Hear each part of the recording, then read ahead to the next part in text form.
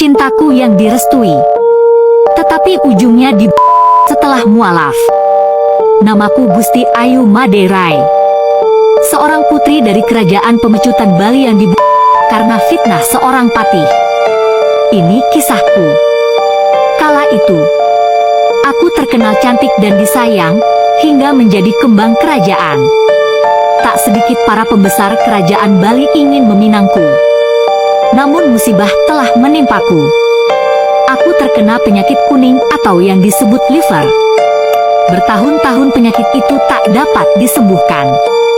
Meski sejumlah dukun telah dipanggil untuk mengobatiku. Ayahku akhirnya membuat sayembara yang bisa menyembuhkan penyakitku.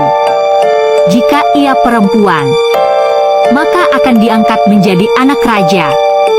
Dan jika ia laki-laki, maka akan dinikahkan denganku. Lantas kabar sayembara ini didengar oleh seorang ulama di Yogyakarta dan memiliki anak didik kesayangan dari Madura bernama Pangeran Cakraningrat IV. Ulama itu lantas memanggil pangeran tersebut dan memerintahkan agar pangeran pergi ke tanah Bali untuk menemui Raja Pemecutan. Pangeran pun berangkat dengan ditemani 40 orang prajurit. Sesampai di Bali, pangeran menemui ayahku dan mengutarakan maksudnya untuk mengobatiku.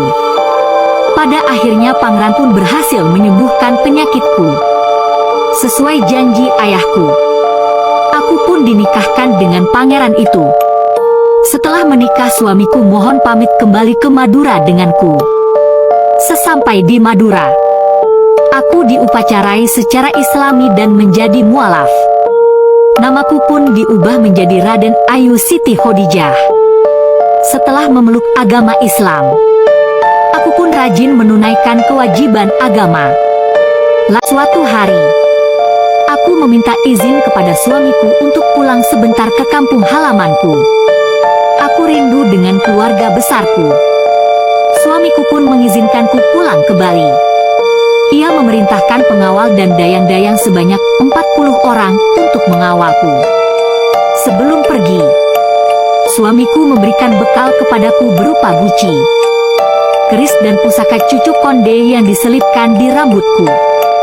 Sesampai di sana, ayahku mempersiapkan upacara Maligya. Aku pun disambut baik oleh keluargaku. Ketika itu, aku berkunjung ke Puri tempat kelahiranku. Tampak di sana sudah menjelang petang. Aku pun menunaikan ibadah sholat maghrib. Saat itu, patih kerajaan melihatku tengah sholat. Patih tersebut menganggapku aneh dengan cara sholatku. Bahkan patih menduga aku tengah mengeluarkan ilmu hitam. Sontak hal tersebut dilaporkan ke ayahku. Ayahku sangat marah mendapatkan laporan dari patih itu.